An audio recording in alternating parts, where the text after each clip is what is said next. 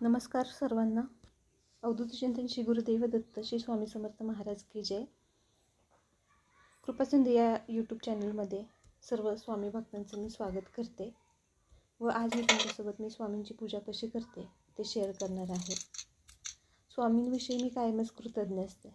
त्यामुळं कधी कधी कोणताही संकल्प नसताना स्वामींची अशी पूजा करणं, त्यांची ही सेवा करणं मला फार आवडतं. ही अशी संधी रोज रोज मिळत नाही, पण ज्यावेळेस मला अशी संधी मिळते त्यावेळेस मी त्यांची ही सेवा मनापासून करते. घरामध्ये एक वेगळ्याच प्रकारची पॉझिटिव्हिटी येते, कारण मनाला खूप शांत वाटतं. चला तर मग मी पूजा कशी करते तुमच्यासोबत शेअर करते. आपण कोणत्याही पूजेची सुरुवात करताना प्रथम गणपती बाप्पाची पूजा करतो, पण आज नेमकं मी अभिषेक करायला घेताना माझ्या हातात पहिल्यांदा स्वामींची मूर्ती आल्यामुळे मी पहिल्यांदा स्वामींच्या मूर्तीला अभिषेक करून घेतला व नंतर गणपती बाप्पाच्या मूर्तीला अभिषेक केला. तर स्वामींना वस्त्रहार अर्पण करून गणपती बाप्पाला वस्त्रमाळ अर्पण केली.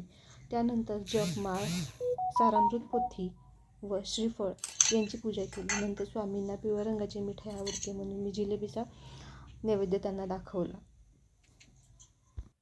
नंतर स्वामींना मनापासून मुजरा घालून माझी सेवा मानून घ्या असं त्यांच्याजवळ प्रार्थना केली.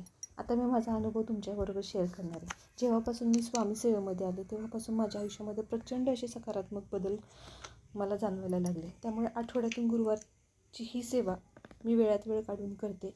तुम्ही अजून पण स्वामी सेवेकरी नसाल तर एकदा स्वामींची सेवा करून पहा. असं म्हणतात की ज्यांनी कोणी स्वामींची सेवा केलेली आहे किंवा जे कोणी स्वामींच्या सेवेमध्ये आलेलं आहे, स्वामी त्यांच्या भक्तांना कधीच एकटं सोडत नाहीत. हा अनुभव तर मी घेतला. तुम्हाला पण त्याची प्रचिती यावी अशी प्रार्थना मी स्वामींजवळ करते. धन्यवाद.